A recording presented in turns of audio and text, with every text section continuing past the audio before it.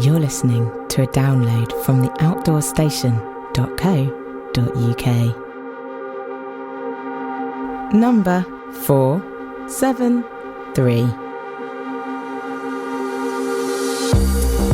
Hello and welcome back to the Outdoor Station and part 5 of this 7-part series recorded during the 2018 TGO Challenge. In this podcast we move away from the sad memory of crossing the Monolea and the Stone Larig area, which has been devastated by the construction of wind farms, and head into Braemar on the day of the royal wedding. But first, we have a discussion on the different ways that Lee, Tony and I prepare our food parcels for the challenge as we head up towards the Larig Ghru, which involves crossing along Boulderfield, hopefully without having an accident. 9 o'clock Friday morning, just about to leave the Cairngorm Hotel. Having had a good night, a restful night, a night of refuelling in various forms, liquid and solids. But I'm pleased to hear that both Lee and Tony are also feeling a little bit footsore and weary from the hike down the Burma Road yesterday. They both admitted to being a little bit sore, which is a relief because my feet are certainly feeling the pounding in that hot weather onto the hot stone.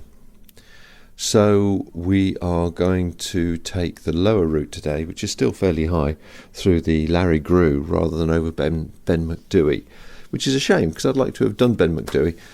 But having said that, the danger that I found pretty well every time I've come to Aviemore is that when you get your food parcel and you top up with the various things that you want for the next couple of days, food, lunch, whatever, the weight of your pack suddenly increases and makes that climb, well, the climb up to Larig Ghru itself, fairly hard going, but there's a really steep climb for about 500 or 600 metres height gain going up the side of the Ben Macdui that actually I was dreading this morning when I was looking at the map. So the majority have said, right, let's take the easier route, and I have to say I'm happy to go along with it, as much as it would have been nice to have some nice pictures on Ben Macdui. Weather's overcast at the moment. It started off pretty bright, but I think it's still fairly positive for the next couple of days. The royal wedding is on tomorrow, so the TV, the whole media is just totally focused on that, and the weather reports all relate to how great it's going to be down in Windsor. Fantastic. So we are starting the day a little bit weary, with heavier packs, and I think it was a good joint decision to make it a bit easier and get to Derry Lodge and enjoy an early camp and hopefully pleasant weather, so that'll make everything so much more worthwhile. So that's a report so far from today. Not met many challenges actually. Normally the Cairngorm Hotel has got a good 25-30 challengers staying, but there only appeared to be about 10 last night that I could see. A few people seem to have made their way to the campsite down the road, which is about 1 kilometre away. But the true numbers, not too sure. I spoke to a few people that have said there's been quite a few injuries and people dropping out, probably some of which from the heat, some of which from accidents. So there's all sorts of stories flying around at the moment regarding the dropout rate, and I suspect it'll be fairly high from this crossing from the weather than the opposite when it's actually cold, wet weather. There are less dropouts, but we'll find out more on Thursday when the facts and the figures are being released. So that sets me up for today. Maybe I'll have a chat a bit later on when I get to Larig Ghru or see somebody else along the way, but so far this particular route hasn't actually involved meeting a high number of people. Just the first day there was quite a few people obviously, but since then it's just been the odd ones and twos, some of which didn't want to chat very much, and you just do the basic greetings and carry on your way. Anyway, let's see how today unfolds.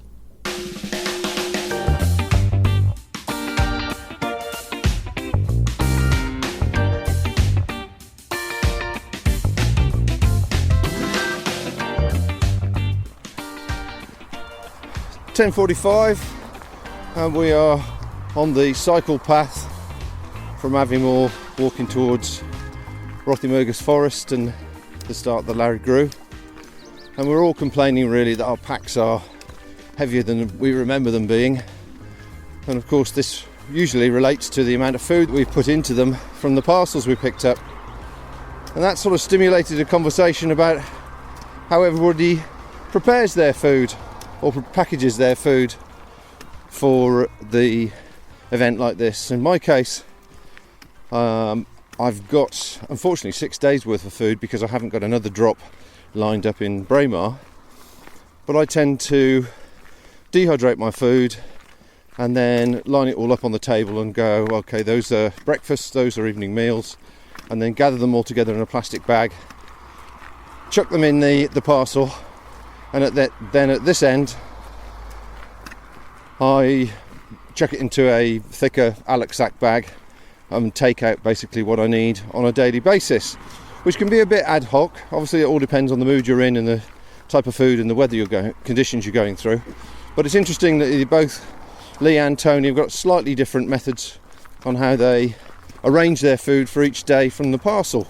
So I'm going to start with Lee, because his system for his daily food preparation and the way he lays it all out is slightly different to mine.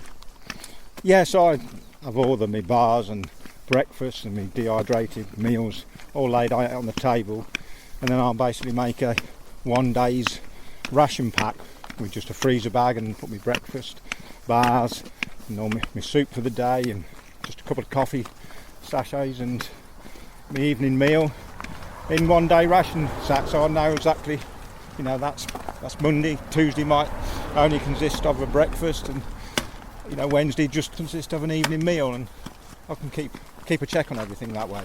Do you mark the bags? Sometimes, but mostly I can just tell by the weight of it what it's containing, so I roughly know what's what. And then food, when you're at home before you're actually packing the boxes up, do you lay it all out all in one go and then mark the parcels, as it were? Yeah, I tend to, yes, yeah. I do mark the parcels, you said, so I don't get mixed up. But yeah, it seems to work quite well for me. I've always done that, since I started backpacking, really. And what else do you put in the parcels? Maps, anything like that? Yeah, maps. Probably a new razor. So I often save just a little bits of soap at home that you can't use at home, but are fine for camping. Send little bits like that on, and Fuji cloths, and that sort of thing. Yeah, some energy drink, and that's about it, really. Now, in my case this morning, I've packed up all the maps to here, posted them home. Have you done anything similar? No, I print off all my maps, so I just, when the day's up, really, I can just get rid of that one. So that's the beauty of printing your own maps. But of course, as long as you don't go off the map, you're okay. Yeah. Okay, Tone. Yeah. Are you slightly different to that sort of system? Yeah, slightly. We've all got our own ways of doing things.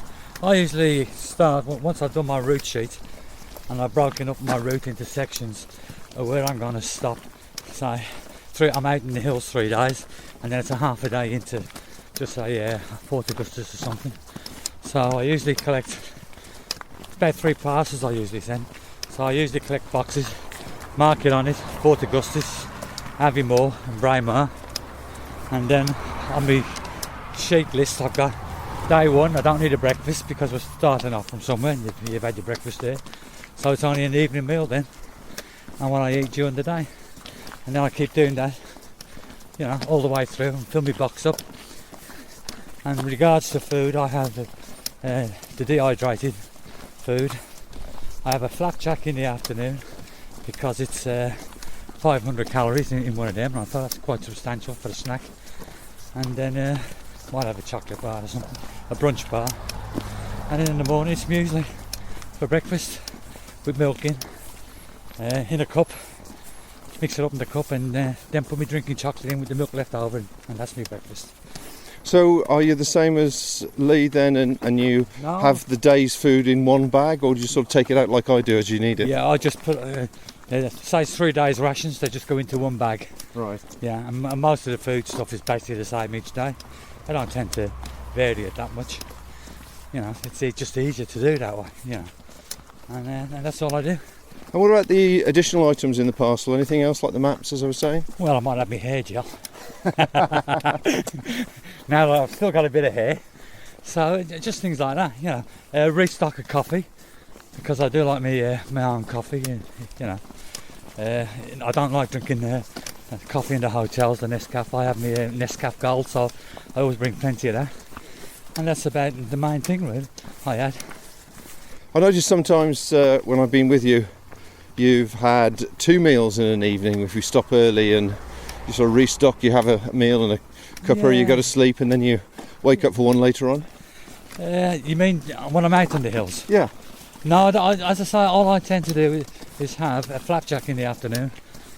As I said, there's 500 calories in there. Yeah. And that's quite, you know, quite filling. And then maybe a brunch bar, and then on the evening I just cook my evening meals, have a few sweets while I'm listening to my music or something like that, and that's it. Yeah. Breakfast is probably one of the most important meals of the day, and getting a slow energy release is obviously good. I find it hard to do a porridge in the morning, just the effort factor. I prefer to have a cup of tea and a biscuit, but I know it's not going to give me the energy I need, so I force myself to have that type of breakfast. Have you got a particular favourite, Lee? Yes, I have. I use granola, Jordan's granola, and I tend to weigh it out at roughly 120 grams. Put it in a pour and store bag with a couple of teaspoons of powdered milk, and seal it up, and that's my breakfast. Just eat it straight out of the pour and store bag. So just add hot water and that's it? Cold water. Cold water? Just add cold water and no washing up, and then no mess. Easy. I'll go for the easy life. What about you, Tony? I'm the same granola, but I have the cheaper brands, Asda. And as I say, I mix it each day in an individual little plastic bag, you know, freezer bag. Yeah. And tie them up, and with the milk, don't bother with sugar. And then, as I say, in my cup, I just pour that into my cup, and I use hot water, and I'll leave some hot water in my pot. And then when I've ate all the granola and there's still milk in the bottom, I put my drinking chocolate in and top it up, and here I go. I've only got one bowl to wash out. Because if you have porridge, it's the cleaning of it, yes, the hassle. Yeah, that's, you know, you don't really want that. No, that's what I'm finding, and yeah. I find frustrating. But I do enjoy porridge with dried fruit in it when it gives it a little bit of taste and colour. Yeah. So the final question, I suppose, is lunch, as if there was such a thing, because we all tend to munch and nibble as we go along. I'm at the moment, when I can, I pick up a cheese and onion pasty, which I can put off and have as an evening meal if the weather's bad. That and possibly an apple, but unfortunately it tends to be fairly weighty. You guys pick up sandwiches or anything for lunch, Lee? No, I was going to today, but the breakfast was that big that I didn't bother. I just picked up a few bars for today. But as a rule, I'll bring muesli bars and little granola bars, and I like those little packets of cheese biscuits. Yeah, I see you like your cheesy Watsy yeah, things. That's sort of just a very small packets, and I just put a little pinprick and take the air out of the bags and put a bit of sellotape over it, and so I can squash them right down. Yeah, that's a good idea. And that seems to work for me. That keeps the salt levels up. Tony? On the same as I just said, I usually have a flapjack in the afternoon. But nothing till lunchtime-ish? We've Nothing stopped for a now, break. yeah, You've had a bar or two, haven't you? Not today, but I wait till, you know, as you say, 1 o'clock, 12 till anywhere between 12 and 2. Then I'll have my flapjack, you know. Oh, okay. Unless I don't munch along the way or anything like that. I tend to drink more water, and that's it. But I will say, with the logistics of packing, you usually find after Braemar, you don't tend to carry so much food, because you end up going down to Tarfside. There's food available there, you know. Yeah. And then in the morning you go to the retreat, you can have a breakfast there. So that's a breakfast you don't have to carry. Then down to Etzel, another evening meal in there. So after Braemar, you tend to carry less food. That's so important. That's how I do. Well, there you go, folks. Some advice and tips on Things to consider on the food front if you're looking to do the TGO or something similar. Plan ahead and consider where your evening meals and breakfasts are if it's close to civilization for whatever reason, and then fill in the rest with small portions of things that are easy to carry.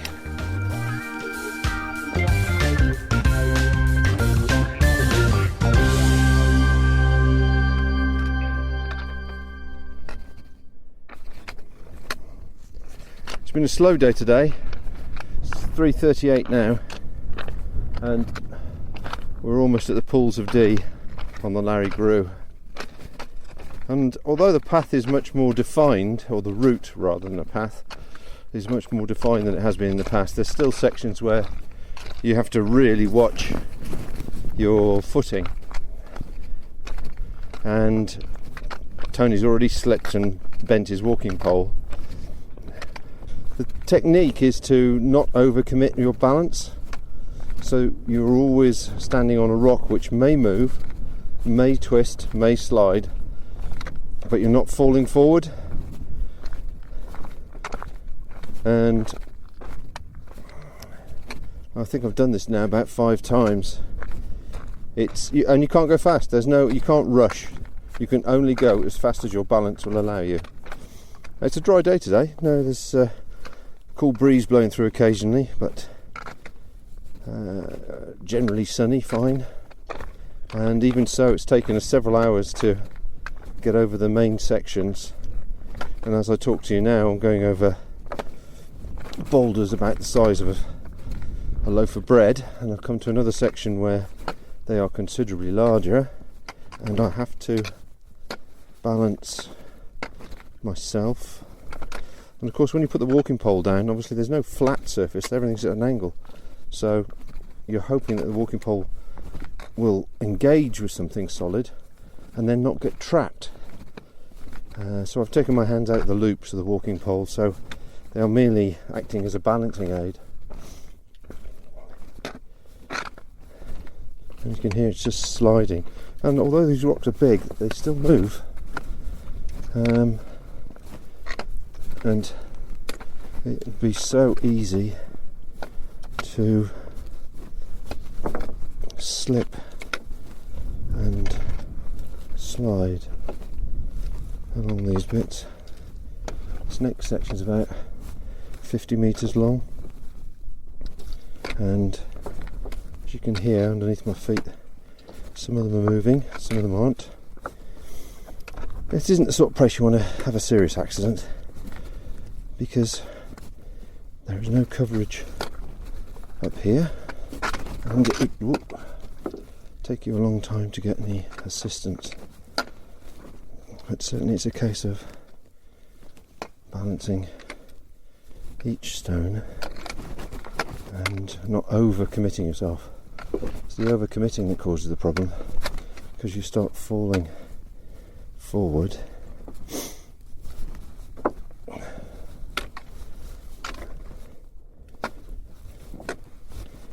and you have to concentrate with every step. And it's been like that actually all the way, even the marked path, as I say, the more established path, you couldn't lift your head at any stage and look at the view, because you just stumble and fall over a stone.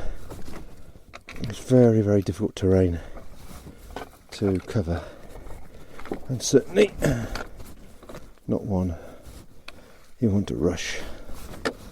So it takes as long as it takes to cross, and unfortunately, even though we're late in the day, for us,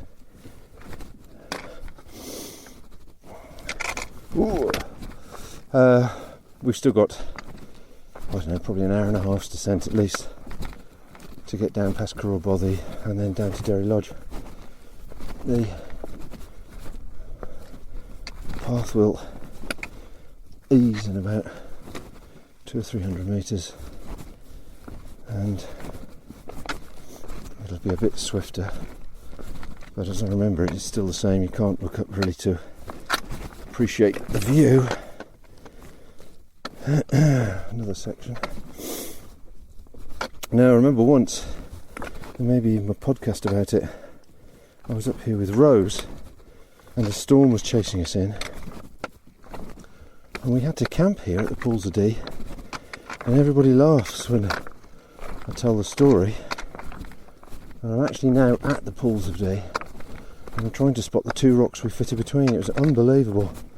We had a Terra Nova Solar 2 at the time, which has got a reasonable footprint, and the inner first, it's one of these inners that you can pick up and move around. We just managed to get it between two large rocks, which I can still see where they naturally were many years ago, and then the fly sheet was sort of thrown over the top and managed to pin down attached to various stones, and thankfully it was a good move. I seem to remember we had quite a good night, as in tired, restful, reasonable amount of sleep, and we got up the following day and it was much easier to actually navigate out of here. But Derry Lodge is a lovely place to camp, and between here and Derry Lodge there's actually very little, unless it's emergency, and I'm sure you'll just make do with what you can get. Curragh Bothy's exceedingly popular with people coming out of Braemar, so it's often very busy, but again, if you need emergency assistance, that's a good place. And the camping's not too bad down there, but it's a good kilometre off the main track, but it's still a fair distance from where I am at the moment and Dee Pools. Back to the big boulders again.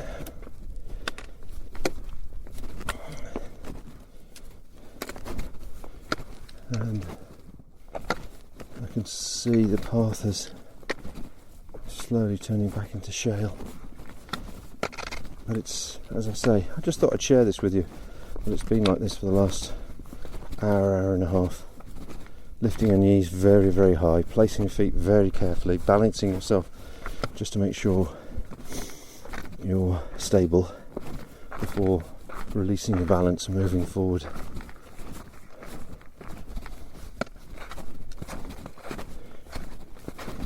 Oh, somebody's post hole there. And now more of the same. So, anyway, you get the idea of what's involved. My walking pole's got stuck behind a rock. Get the idea. Oh, and then the next one. Get the idea of what's involved. I need to concentrate, so I'm going to stop recording now.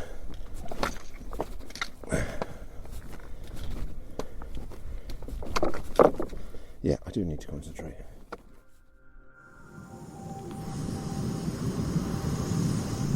The lovely sound of the gas burner starting to cook supper. And it's a late supper tonight. It's just before 9 o'clock as I record this. Oh, the water's just starting to boil. And it's been a long day. We were tardy at leaving Aviemore, but the length of the road section before you get to Larig Ghru, and then the Larig Ghru itself, and then the sections after that, it just seemed to take forever. And all of us have done it a few times. And we were all saying, well, isn't it just down here around the corner and just across the river there, and isn't it just, and it's an extra kilometre. But I don't think we finished till 7:30, getting towards 8 o'clock, after a 10:30 start. And the weather's been pleasant, thankfully. There's been no rain or anything. But certainly, even in trail shoes, I had stopped at one stage because my feet were just giving off so much heat. I had to remove the socks and just sit there for 5 minutes and let my feet cool down. Just because it's punishing walking. But a pleasant evening. Unfortunately, we've just pitched the tents just as the sun was starting to go down over the top of the surrounding mountains, which is a real shame because it would have been nice to have sat here for half an hour or so watching the sunset, but one of those things. So we are all exhausted. Not a good day, not our best day. It's a long day, and we'd all forgotten between us just how long it can be. In fact, between us, we worked out we've done 42 crossings. We thought they would have known better by now. Anyway, so tonight's supper is, I'm going to have a nice cup of soup starter mixed with a block of bovril, which is really nice. It really thickens the soup up, which is a nice starter. And I'm going for venison stew with mash. But I just hope I can stay awake long enough to enjoy it. So I'll pick this up tomorrow, wedding day, Meghan and Harry. Can't wait to get into Braemar and see the big screen presentation that I suspect will be there. Or maybe not, I don't know. We'll see how it goes. Anyway, good night everyone.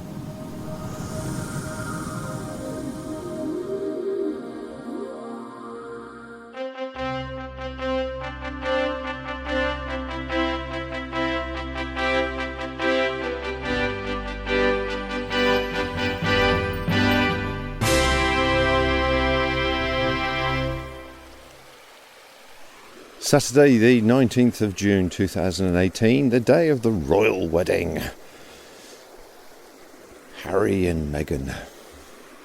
And we are at Derry Lodge and the time is 8:20. It's been a cooler night. Seems to be a series of cooler nights really. It's been a cooler night but everybody seems to have slept reasonably well. I'm still not sleeping as well as I normally do, and I can't quite work out why. I certainly was exhausted last night. Probably mistake of eating as a result of the time we got in and all the rest of it, just eating too late. It was dark and by the time my food was ready, and by the time I put the first spoon in my mouth I thought, I just don't feel like this. So maybe that was something to do with it, not having a decent warm engine to keep me warm during the night. But several people have left Derry Lodge already, heading for Braemar and then Callata. We're about to leave in a minute. Another fine day. The forecast for the wedding apparently is glorious across the country. The gods are shining on everybody, so I hope it's a good day for everybody. So we'll see what unfolds today, but the normal routine is go to Mar Lodge on the way into Braemar, stop for a cuppa, use the facilities, have a chat there with other passing challengers, and then the 6-mile walk into Braemar, which is just head down, plod along the road. And it's nice to try and get that done really when it's early, before it gets too hot, because it's the hot road and the heat that tends to bruise the feet. And certainly all our feet were suffering last night. We were hobbling, just nothing else, getting across the rocks in the Larig Ghru, but also just the heat generally has affected the feet. But woke this morning, feet feel pretty good. Everybody seems on good form. Maybe it's the smell of the beer that does it, that's changed the feeling, but everybody seems ready to go. So looking forward to a cool but sunny walk into Braemar. Some refreshments. Lee and Tony have got some accommodation lined up. I'll see if they've got some space. I could do with a decent night's sleep. So we'll see if there's space, affordable space available. Otherwise I shall be down on the campsite with everybody else, I'm guessing. We are noting that there seems to be less challengers that have come this way. Yes, we've bumped into a handful of people. We probably saw 8 or 9 yesterday, challengers that is, and normally you'd expect to see a lot more coming this way into Braemar. So whether they've gone to Ballata or they've taken another route, goodness only knows. We'll find out later, I'm sure. Right, well, wish me luck. It's fairly straightforward, hopefully, today. I'll chat to you later.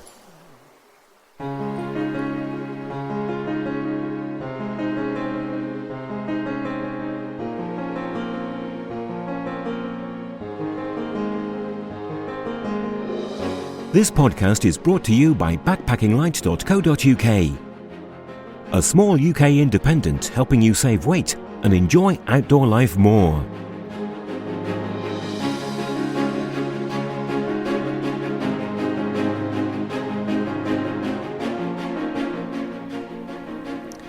Three o'clock sees me camped up at Braemar campsite, and they've very kindly found a space for us and fitted us in. It sounds like there's a lot of events going on this weekend, as we've found out.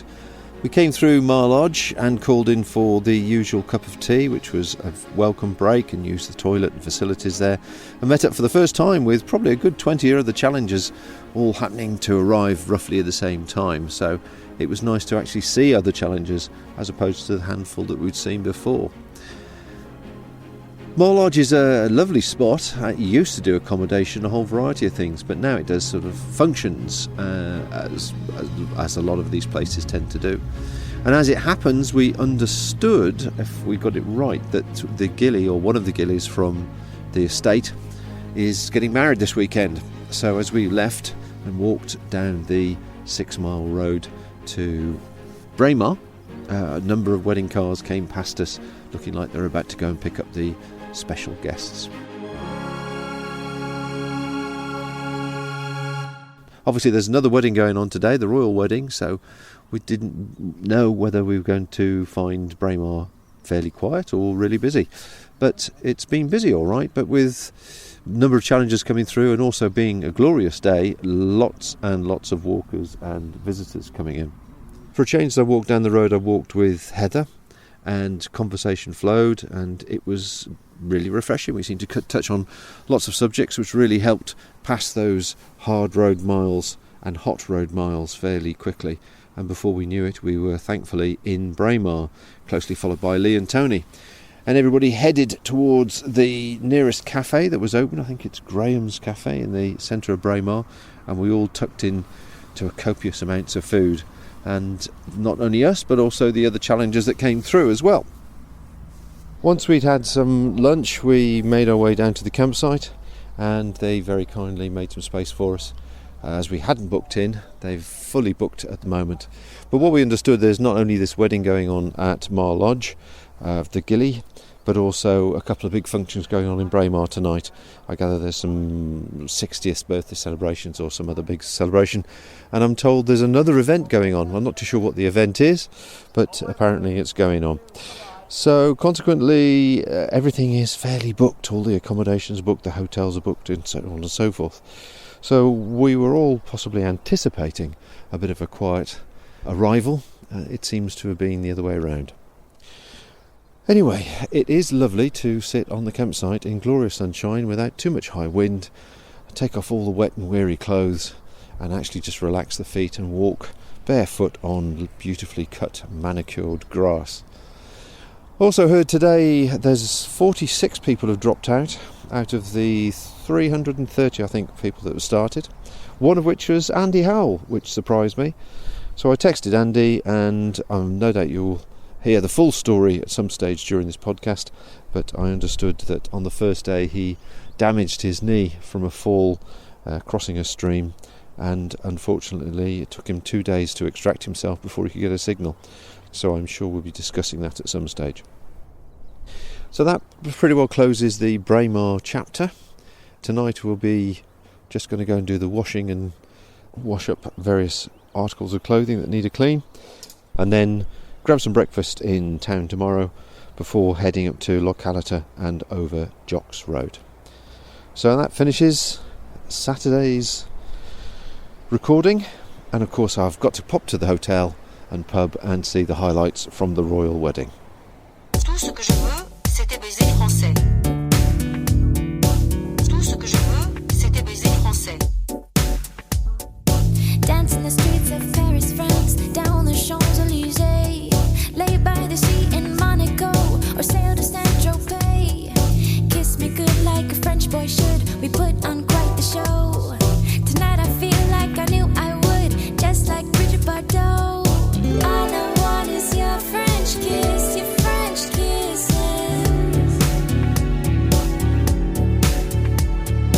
Coca light and a cigarette emboîte my sur la lune.